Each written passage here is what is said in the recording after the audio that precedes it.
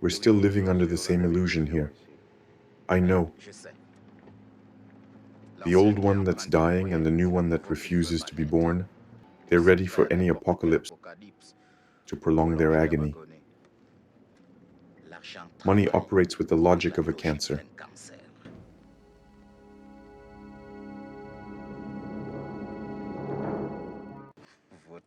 Your old western cesspool is hanging on by a few rusty bolts. Every day, the areas necrotic from profit expand. Perhaps entire territories will eventually slip into the night. You're not very reassuring. It's not that. I believe things will eventually change, but nothing's moving yet. That's what's terrible, this prolonged waiting. If we do nothing, we have no chance. Do you understand who you're working for? My dear bricklayer, we live in a very hierarchical, very rigid society. Many of these powers find themselves diminished as a result. That's why there exist and always have existed, alongside all powers and all administrations, infinitely more flexible and efficient,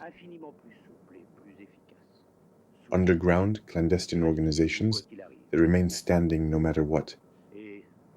And you have before you one of these unassuming kings.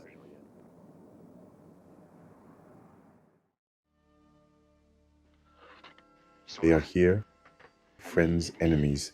To which army do they belong? To none and to all? They are still in the service of a certain power. Don't be naive, doctor. One must keep a foot in every shop. Imagine I have a friend who's a member of parliament. He's absolutely determined to pass a law. The law, of course, is just a pretext. What's important is that the law will make him relevant, I imagine.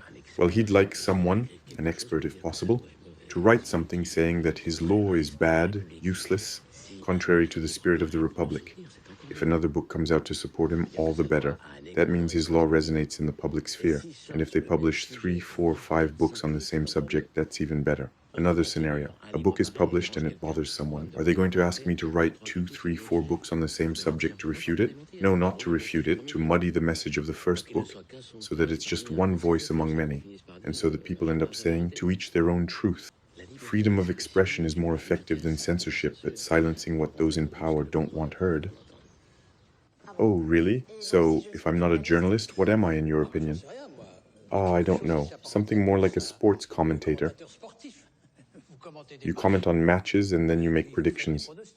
Today, politics is 3 things that have practically nothing to do with each other. First, it's the exercise of power. The exercise of power is, above all, the erosion of elected officials' power and an administration trying to ensure its own survival as best it can.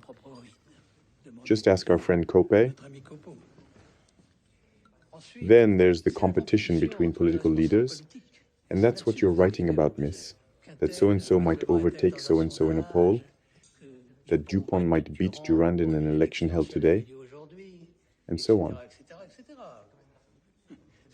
It's akin to commenting on the top division of football, which is supposed to be democratic. People pretend to believe they have some control over these processes. You can't say that. No, there are still differences in their platforms. Yes, of course, the right wing puts on a show about crime prevention, while the left wing pulls same-sex marriage out of its hat. And that's it, right?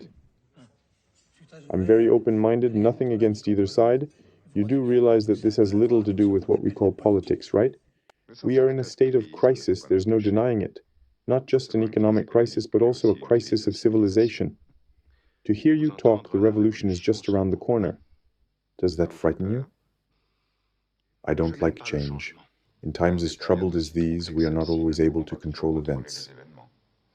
I know, sir. You know our rule.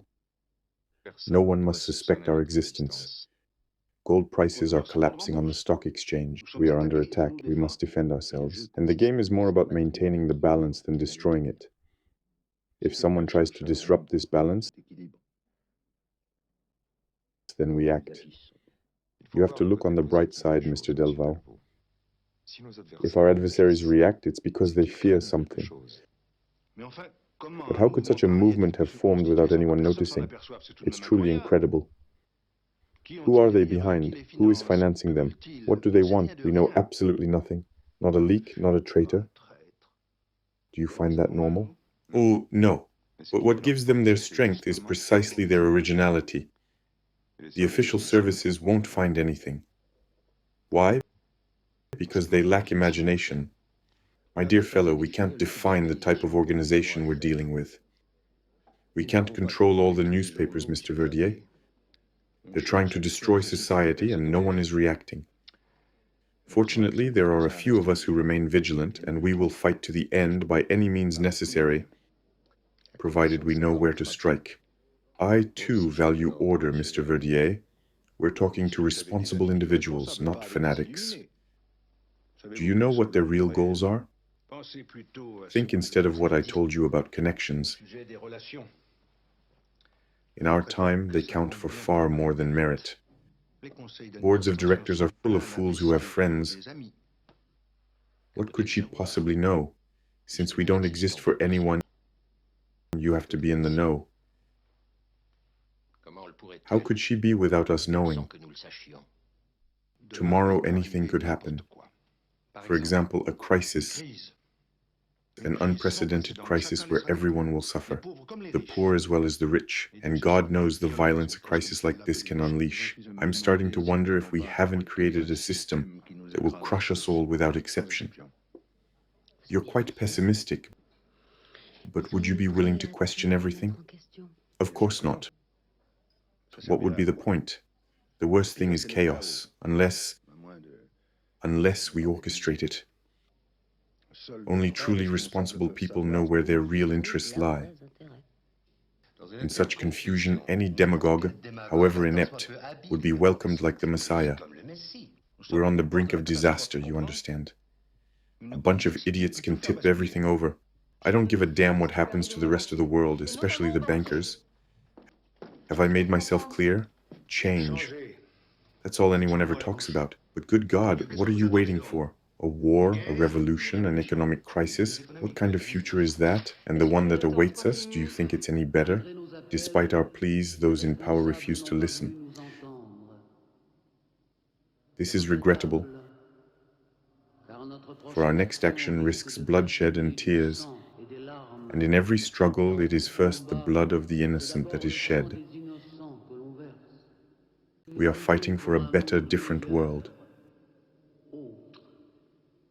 These legendary masters of the world exist. They must help us. If they refuse, we will know that humanity is forever cursed and the fire of the prophets will soon destroy it. We will succeed because we are products not of chance but of necessity. We are powerful because we are the true masters of politicians. Vanity for them, power for us. If that is precisely what needed to be destroyed, I cannot let you do it. You have already lost. Man will only deserve his happiness when he has become aware of his misfortune. That is the law. Only then will we be able to intervene and take responsibility for what we have been preparing for centuries. Others, like Emmanuel and his friends, will try to bring happiness to humanity, and we will fight them until the time is right, the time we choose. The right to happiness and justice. I don't know what happiness is, but I know what the satisfaction of needs is. Needs that you create, that you impose. When you claim to limit needs, you're very close to limiting freedoms. Short-term vision, as you say, is life itself. Your long-term vision is messianism. And messianism is always tyranny, followed moreover by catastrophe. Mr. President, you don't create social warmth with this short-sighted vision, this vision of money. And people need warmth. That's why they make revolutions. What a vain fool. A fool, maybe not, but certainly inhuman.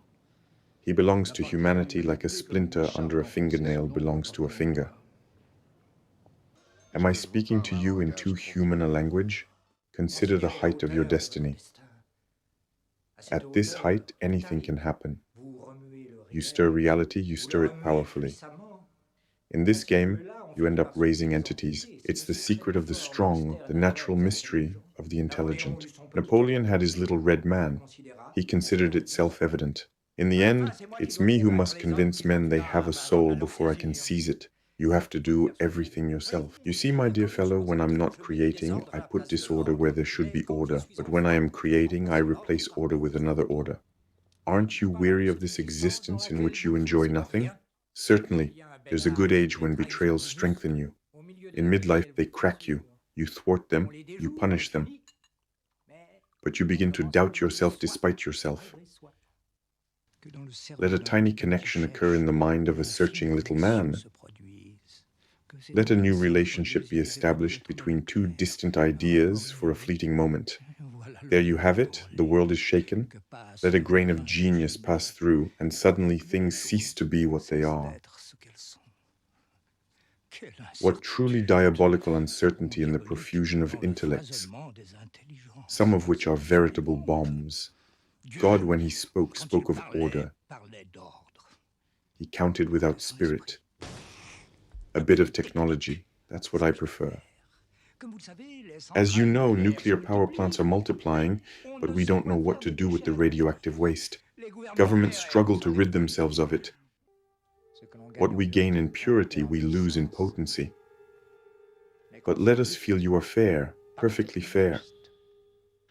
But it's not just the interests of my companies at stake, it's the economic and political balance of the world. If tomorrow the West decided to do without oil, firstly, today all the third world countries would increase their prices tenfold, and it would mean general bankruptcy or war. It's bad with evil, but it would be worse without evil. Secondly, assuming that the conversion takes place, all relations with the Arab states would be turned upside down. If it's good, do good. Don't calculate. Thirdly, how do you think Texans in America and the oil industries in Europe would react? What thought can guide me outside of cold, calculating thought?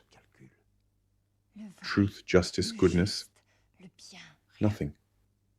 Nothing. Cease being primitive. Good, evil. I have known everything, weighed everything.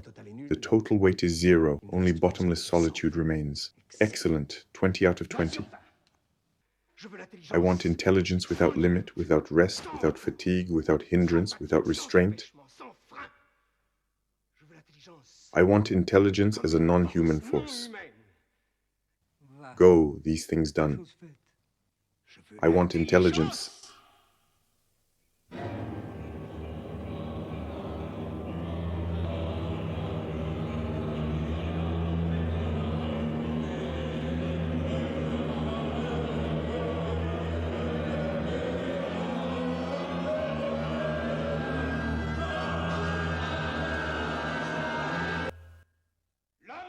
Man is an ignorant being who possesses a brain that knows everything. It would be enough to turn the keys. There are 10 keys, but you only turn one. Turn the other 9 keys, and the universe will be revealed to you. There is no other mystery, because creation has given you everything. But the human condition is merely a misunderstanding of the instruction manual. I told you the truth. I doubt you'll benefit from it. You'll have forgotten it by the time you go to bed. Above the human begins the true condition of man.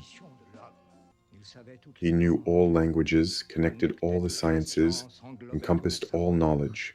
He read a book in the time it took to turn the pages, read them all. He missed nothing, remembered everything, made unthinkable connections, drew obvious conclusions, ignored problems that only had solutions. He slept 12 hours without dreaming and filled 1,000 of the other 12. He ruled princes. Learn it, let us know. Let us give everything, receiving everything. Oh my God, you alone who are outside of time, make me master of time.